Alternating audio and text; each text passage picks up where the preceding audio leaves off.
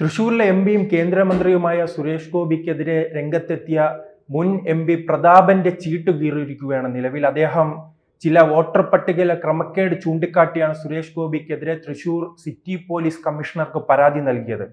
അദ്ദേഹത്തിന്റെ പരാതി ഇങ്ങനെ ആയിരുന്നു: തൃശൂരിലെ വോട്ടർ പട്ടികയിൽ സുരേഷ് ഗോപി വലിയ രീതിയിൽ കള്ള വോട്ടുകൾ ചേർത്തു, ക്രമക്കേട് നടത്തി. സുരേഷ് ഗോപിയും അദ്ദേഹത്തിന്റെ സഹോദരനും കുടുംബവും ഉൾപ്പെടെയുള്ളവർക്ക് ഇരട്ട വോട്ടുണ്ട്. അങ്ങനെ വലിയ രീതിയിലുള്ള ആരോപണം. നമ്മുടെ കേന്ദ്രത്തിൽ ഒരു നേതാവ് ഉണ്ടല്ലോ, രാഹുൽ ഗാന്ധി, അദ്ദേഹത്തിന്റെ ആരോപണത്തിന് പിന്നാലെയായിരുന്നു അങ്ങനെയാണെങ്കിൽ ഞങ്ങളുടെ തലവൻ രംഗത്തെത്തി, അങ്ങനെയാണെങ്കിൽ അടുത്ത നിയമസഭാ തെരഞ്ഞെടുപ്പിൽ എവിടെയെങ്കിലും ഒരു സീറ്റ് ലഭിക്കണ്ടേ, അതിനുവേണ്ടിയുള്ള തയ്യാറെടുപ്പിന്റെ ഭാഗമായി മാധ്യമങ്ങളിൽ നിറഞ്ഞു നിൽക്കാൻ വേണ്ടിയായിരുന്നു പ്രതാപന്റെ ഈ ഗിമിക്ക്. തുടർന്നാണ് ഇദ്ദേഹം പരാതി നൽകിയത്. ഇപ്പോൾ ആ പരാതിയിലാണ് കേസെടുക്കാൻ കഴിയില്ലെന്ന് പോലീസ് വ്യക്തമാക്കിയിരിക്കുന്നത്. പോലീസിന് തെളിവുകൾ പരിശോധിച്ചു, മറ്റു വിവരങ്ങൾ പരിശോധിച്ചു. പക്ഷേ സുരേഷ് ഗോപിക്കെതിരെ ഒരു തെളിവ് കണ്ടെത്താൻ പോലും പോലീസിന് കഴിഞ്ഞിട്ടില്ല. അതുകൊണ്ട് പോലീസ് പ്രതാപനെ അറിയിച്ചിരിക്കുകയാണ് സുരേഷ് ഗോപിക്കെതിരെ കേസെടുക്കാൻ കഴിയില്ലെന്ന്. അങ്ങനെ സുരേഷ് ഗോപിക്കെതിരെ തുടർച്ചയായ ആരോപണങ്ങൾ ഉണ്ടാകുമ്പോഴും അദ്ദേഹം ജനങ്ങളോടൊപ്പം നിന്ന് അതിനെല്ലാം പ്രതിരോധിക്കുന്നു. അദ്ദേഹം പലപ്പോഴും തുറന്നു പറഞ്ഞിട്ടുണ്ട്, തനിക്ക് ജീവിതത്തിലും അതോടൊപ്പം തന്നെ ജനങ്ങളോടും കള്ളത്തനം കാണിക്കേണ്ട ആവശ്യമില്ല. ഇപ്പോൾ ഉയർന്നു വരുന്ന ചില വിവാദങ്ങളുണ്ടല്ലോ, ആൾത്തറ ചർച്ചയുമായി ബന്ധപ്പെട്ട ഒരു വൃദ്ധന്റെ പരാതി വാങ്ങിയില്ല, പിന്നീട് അതിനെതിരെ പരാതി വരുന്നു, അതിനെതിരെ ആക്ഷേപങ്ങൾ ഉണ്ടാകുന്നു. CPM-ന്റെ ജില്ലാ സെക്രട്ടറി തന്നെ ആ വീട്ടിലേക്ക് ഓടിയെത്തുകയാണ്. അവർ ഓടിയെത്തുന്ന വഴിക്ക് ആ കാറെടുത്ത് കരിവന്നൂരിൽ ആത്മഹത്യ ചെയ്ത സാധാരണക്കാരുടെ വീടുകളും സന്ദർശിക്കാം, അതോടൊപ്പം തന്നെ അവിടെ ബുദ്ധിമുട്ടുന്നവരുടെ വീടുകൾ സന്ദർശിക്കാം. അല്ലാതെ സുരേഷ് ഗോപിക്ക് പുറകെ ഇങ്ങനെ പോയാൽ കഴിഞ്ഞ ലോക്സഭാ തെരഞ്ഞെടുപ്പിൽ ഉണ്ടായ തിരിച്ചടി തന്നെ വരുന്ന നിയമസഭാ തെരഞ്ഞെടുപ്പിലും ഉണ്ടാകും. അല്ല, സുരേഷ് ഗോപിയുടെ പുറകെ പോകുന്നത് രാഷ്ട്രീയമായവർക്ക് നല്ലതല്ല. അത് ഇനിയെങ്കിലും തൃശ്ശൂരിലെ കോൺഗ്രസ്സുകാരും അതോടൊപ്പം തന്നെ കമ്മ്യൂണിസ്റ്റ് പാർട്ടി മനസ്സിലാക്കണം. കമ്മ്യൂണിസ്റ്റ് പാർട്ടി എന്ന് പറയുമ്പോൾ അത് ഇപ്പോൾ CPM-നേക്കാൾ വലിയ വിമർശനവുമായി രംഗത്ത് വരുന്ന സുനിൽകുമാറാണ്. സുനിൽകുമാറിന്റെ വിചാരം താൻ എന്തോ തൃശ്ശൂരിലെ കിരീടം വയ്ക്കാത്ത രാജാവാണ്, എല്ലാ കാലത്തും തന്നെ വിജയിപ്പിക്കണം. അത് സുനിൽകുമാറിന്റെ ബാധ്യതയല്ല, ജനങ്ങളുടെ ബാധ്യതയാണ്. അദ്ദേഹം തൃശ്ശൂരിൽ ജയിച്ചു, തൃശ്ശൂർ പൂരത്തിൽ അദ്ദേഹം പങ്കെടുക്കും, ചെണ്ട കൊട്ടുമ്പോൾ അദ്ദേഹം കൈവർത്തി കാണിക്കും. അത്തരത്തിൽ തൃശ്ശൂരുമായി അടുത്ത് നിൽക്കുന്നത് കൊണ്ട് ജനങ്ങൾ ജയിപ്പിക്കണം, അല്ലെങ്കിൽ അത് പ്രശ്നമാകും, അദ്ദേഹത്തിന് ഹാലിളവും. അതാണ് നാം ഇപ്പോൾ കാണുന്നത്. അദ്ദേഹം തെരഞ്ഞെടുപ്പിൽ പരാജയപ്പെട്ടു. 2024 തെരഞ്ഞെടുപ്പിൽ പരാജയപ്പെട്ടതിന് ശേഷം അദ്ദേഹം എന്തെല്ലാം പറയുകയാണ്: പൂരം കലക്കി BJP വിജയിച്ചു, അതോടൊപ്പം തന്നെ കള്ളവോട്ട് ചേർത്ത് വിജയിച്ചു. കള്ളവോട്ട് അങ്ങനെയാണെങ്കിൽ സ്വന്തം ബൂത്തിൽ പോലും കള്ളവോട്ട് ഉണ്ടായപ്പോൾ ആ ലിസ്റ്റ് ഒന്ന് പരിശോധിച്ചാൽ പോരായിരുന്നോ? അതിന് പോലും കഴിവില്ലാത്ത ഇദ്ദേഹം അത് എങ്ങനെയാണ് രാഷ്ട്രീയ നേതാവായി മാറുന്നത്? സ്വന്തം ബൂത്തിൽ പോലും BJP എങ്ങനെ മുന്നിലെത്തി?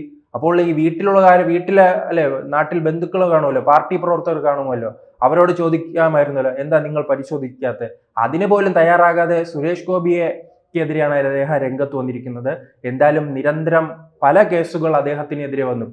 പണ്ട് ഇത്തരമൊരു കേസായിരുന്നു അങ്ങ് കോഴിക്കോട്, ഒരു മാധ്യമ പ്രവർത്തകയുടെ തോളിൽ കൈയിട്ടു എന്ന് പറഞ്ഞ് വലിയ രീതിയിൽ ഒരു കേസുമായി വന്നു. പിന്നീട് കോഴിക്കോട് പോലീസ് വിളിച്ച് അദ്ദേഹത്തെ മൊഴിയെടുത്തപ്പോഴും ഇതായിരുന്നു സ്ഥിതി.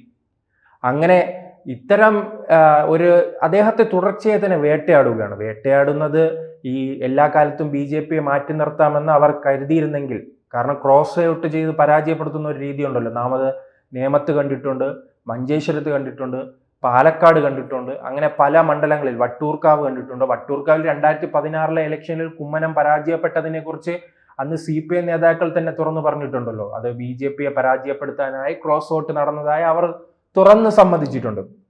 മഞ്ചേശ്വരത്ത് ആ രീതിയല്ല. മഞ്ചേശ്വരത്ത് ക്രോസ് വോട്ടിംഗ് മാത്രമല്ല, SDP അടക്കമുള്ള ജമാഅത്തെ ഇസ്ലാമി അടക്കമുള്ള സംഘടനകളുടെ വോട്ട് അവർ വാങ്ങുന്നത് പതിവാണ്. അത് SDP തന്നെ തുറന്നു പറഞ്ഞിട്ടുണ്ട്, വെല്ലുവിളിച്ച് അവർ പറഞ്ഞിട്ടുണ്ട്, നിങ്ങൾക്ക് ഞങ്ങളുടെ വോട്ട് വാങ്ങാതെ ഈ പാലക്കാട് മണ്ഡലം, അതോടൊപ്പം തന്നെ മഞ്ചേശ്വരം മണ്ഡലം, കാസർഗോഡ് മണ്ഡലം, ഈ മണ്ഡലങ്ങളിൽ, നേമം മണ്ഡലം, ഈ മണ്ഡലങ്ങളിൽ നിങ്ങൾക്ക് സ്വയമായി ജയിക്കാൻ കഴിയുമോ എന്ന് SDP തന്നെ തുറന്ന് വെല്ലുവിളിക്കുകയല്ലേ. അങ്ങനെ എല്ലാവരെയും കൂട്ടിച്ചേർത്തിട്ട് പോലും തൃശ്ശൂരിൽ പരാജയമുണ്ടായി. അതുകൊണ്ടാണ് ഇവർ മാനസികമായി തകർന്നു നിൽക്കുകയാണ്. സുരേഷ് ഗോപിക്കെതിരെ പരാതി കൊടുക്കുക, ഇപ്പോൾ ഉയർന്ന വിവാദം തന്നെ, ആൽത്തറ വിവാദം തന്നെ. 19 MP-മാരുണ്ടല്ലോ, 19 MP-മാർ എവിടെ പോയി? അവിടെ 5 വർഷം മുൻപ് ഈ CPM-ന്റെയും കോൺഗ്രസിന്റെയും MP-മാരുണ്ടായിട്ടുണ്ടല്ലോ, CPI-യുടെയും. അന്നൊന്നും ഇദ്ദേഹത്തിന് വീട് വെച്ച് നൽകാനോ ഇദ്ദേഹത്തിന്റെ പ്രശ്നം പരിഹരിക്കാനോ ഇവർക്ക് കഴിഞ്ഞിട്ടില്ലല്ലോ. ഇന്ന് കേരളം ഭരിക്കുന്നത് ആരാ? CPM അല്ലേ. CPM-ന് ഇത്രയും നാൾ വീട് അവിടെ നിർമ്മിച്ചു നൽകാൻ കഴിഞ്ഞിട്ടില്ല. അതുകൊണ്ടാണ് സ്വയം കഴിയില്ല, സ്വയം തെറ്റുകൾ തിരുത്താൻ കഴിയാത്തത് കൊണ്ടാണ് ജനങ്ങൾ സുരേഷ് ഗോപിയോടൊപ്പം കൂടി പോകുന്നത്. അപ്പോൾ ഈ പ്രവർത്തകരെയും ജനങ്ങളെയും തങ്ങളുടെ പാതയിലേക്ക് എത്തിക്കാനുള്ള ശ്രമം നടത്താതെ സുരേഷ് ഗോപിക്കെതിരെ കേസ് കൊടുക്കുകയും അദ്ദേഹത്തെ വേട്ടാടുകയും ശ്രമിക്കുകയാണെങ്കിൽ അദ്ദേഹത്തിന്റെ കരുത്ത് വർദ്ധിക്കുകയും ചെയ്യുള്ളൂ. അങ്ങനെ ചെയ്യുകയായിരുന്നെങ്കിലും, അങ്ങനെ നടക്കുകയാണെങ്കിൽ വരും തെരഞ്ഞെടുപ്പുകളിലും അത് BJPക്ക് ഗുണകരമായി മാറും. അവർ എന്തായാലും തൃശ്ശൂർ കോർപ്പറേഷനും തൃശ്ശൂർ നിയമസഭയിലും എല്ലാം മുന്നേറ്റം ഉണ്ടാക്കാനുള്ള വലിയ തയ്യാറെടുപ്പാണ് നടത്തിക്കൊണ്ടിരിക്കുന്നത്. അത് വരും ദിവസങ്ങളിൽ നമുക്ക് കാണാൻ കഴിയും. അവർ ശോഭാ സുരേന്ദ്രൻ അടക്കമുള്ളവർ കൃത്യമായി തന്നെ അവിടെ കേന്ദ്രീകരിച്ച് പ്രവർത്തിക്കുകയാണ്. വരുന്ന നിയമസഭാ തെരഞ്ഞെടുപ്പിൽ സ്വാഭാവികമായി തന്നെ തൃശ്ശൂരിലെ ഒരു 2-3 മണ്ഡലങ്ങളിൽ വിജയിക്കുക എന്നത് അവരുടെ ലക്ഷ്യമായി അവർ പ്രഖ്യാപിച്ച് മുന്നോട്ട് പോവുകയാണ്. അങ്ങനെ ഒരു ലക്ഷ്യം പ്രഖ്യാപിച്ച് മുന്നോട്ട് പോകുമ്പോൾ അതിനെ തടയിടാനുള്ളത് കോൺഗ്രസിന്റെയും CPM-ന്റെയും കർത്തവ്യമാണ്. അവർ അതിനുവേണ്ടി ശ്രമിക്കണം. അല്ലാതെ പരാജയപ്പെട്ട് കഴിഞ്ഞതിന് ശേഷം വോട്ടർ പട്ടികയിലെ ക്രമക്കേടാണ് അച്ഛന്റെയും അമ്മയുടെയും ഡ്രൈവറിന്റെയും കുഞ്ഞമ്മയുടെയും വോട്ട് ഇങ്ങോട്ട് കൊണ്ടുവന്നു, അതോടൊപ്പം തന്നെ വോട്ട് ചെയ്യാൻ വേണ്ടി ബംഗാളികളെ കൊണ്ടുവന്നു, തൃശ്ശൂരിന് പുറത്തുള്ളവരെ കൊണ്ടുവന്നു, അങ്ങനെയൊന്നും പറഞ്ഞിട്ട് കാര്യമില്ല. അങ്ങനെ ഇപ്പോഴാണല്ലോ കൊണ്ടുവരാനുള്ള ശ്രമം നടത്തുന്നത്. ചിലപ്പോൾ അങ്ങനെയാണ് ഇപ്പോൾ തന്നെ ജനങ്ങളോട് തുറന്നു പറയണം, നിയമപരമായി പോകണം. അല്ലാതെ ഒരു രാഹുൽ ഗാന്ധിയുടെ ഒരു പപ്പു നയമുണ്ടല്ലോ, ഞാൻ തെളിവുകൾ പുറത്തുവിട്ടു, മാധ്യമങ്ങൾക്ക് മുന്നിൽ പുറത്തു വിടുന്നു, ജനങ്ങൾക്ക് മുന്നിൽ പുറത്തു വിടുന്നു. അങ്ങനെയാണെങ്കിൽ പുറത്തുവിടുന്നത് പരാതിയായി പോകണ്ടേ? അതല്ലേ ഇന്ത്യയുടെ ഭരണഘടന പറയുന്നത്. നമ്മെ ഒരാൾ മർദ്ദിക്കുകയാണെങ്കിൽ നാം അത് പോലീസ് സ്റ്റേഷനിൽ പോയി പരാതി പറയണം. അല്ലാതെ ഇനി പോലീസ് വന്ന് വീട്ടിൽ വന്ന് ചോദിക്കേണ്ട ഒരു അവസ്ഥ ഉണ്ടോ? അതാണല്ലോ ഇന്ത്യയുടെ ഭരണക്രമം. അല്ലെങ്കിൽ എന്തുകൊണ്ട് അന്ന് ഭരണഘടന നിർമ്മിച്ചപ്പോൾ തന്നെ അത് എഴുതി വെക്കണമായിരുന്നു, വീട്ടിൽ വന്ന് ഒരാൾ മർദ്ദിച്ചു എന്ന്.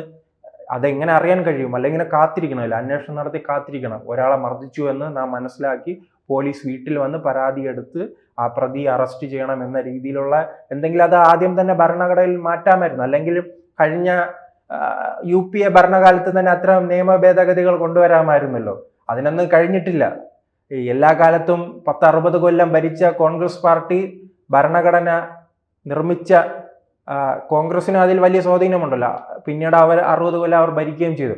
ആ പാർട്ടിക്ക് ചില വീഴ്ചകൾ സംഭവിച്ച ശേഷം അതിനെ പൂർണ്ണമായി തന്നെ മോദിയുടെ തലയിൽ കെട്ടിവെക്കാനുള്ള ശ്രമം നടത്തുകയാണെങ്കിൽ അവർ കൂടുതൽ കരുത്താകുകയുള്ളൂ. മോദി പറയും നിങ്ങളല്ലേ ഭരിച്ചത് എന്ന ചോദ്യമാണ് 2014 മുതൽ തന്നെ ഉന്നയിക്കുന്നത്. കോൺഗ്രസ് അഴിമതി നടത്തി, കോൺഗ്രസ് ഇത്തരം തെറ്റുകൾ ചൂണ്ടിക്കാട്ടിയാണ് അദ്ദേഹം വളരെ വലിയ രീതിയിൽ മുന്നോട്ട് പോകുന്നത്. വരും തെരഞ്ഞെടുപ്പുകളിലും അത് ബാധിക്കാനുള്ള സാധ്യതയുണ്ട്. എന്തായാലും സുരേഷ് ഗോപിയെ സംബന്ധിച്ച് അദ്ദേഹം കൃത്യമായി തന്നെയാണ് മുന്നോട്ട് പോകുന്നത്. നിയമസഭാ തെരഞ്ഞെടുപ്പും അതോടൊപ്പം തന്നെ തൃശ്ശൂർ കോർപ്പറേഷൻ പിടിക്കുക എന്ന ലക്ഷ്യവുമായെല്ലാം അദ്ദേഹം കൃത്യമായി മുന്നോട്ട് പോവുകയാണ്. ഇത്തരത്തിലുള്ള മാറ്റങ്ങൾ തന്നെയാണ് അദ്ദേഹത്തെ കൂടുതൽ കരുത്തനാക്കുന്നതും ഇത്തരം വേട്ടയാടുന്നതാണ് അദ്ദേഹത്തെ കൂടുതൽ കരുത്താർജിക്കാൻ സഹായിക്കുന്നത്. എന്തായാലും അദ്ദേഹത്തെ CPM-ഉം കോൺഗ്രസും വലിയ രീതിയിൽ ലക്ഷ്യമിടുകയാണ്. കൂടുതൽ വാർത്തകളും വിശേഷങ്ങളും നിങ്ങളിലേക്ക് എത്താൻ ABC മലയാളം സബ്സ്ക്രൈബ് ചെയ്യുക, ബെൽ ബട്ടണും അമർത്തുക.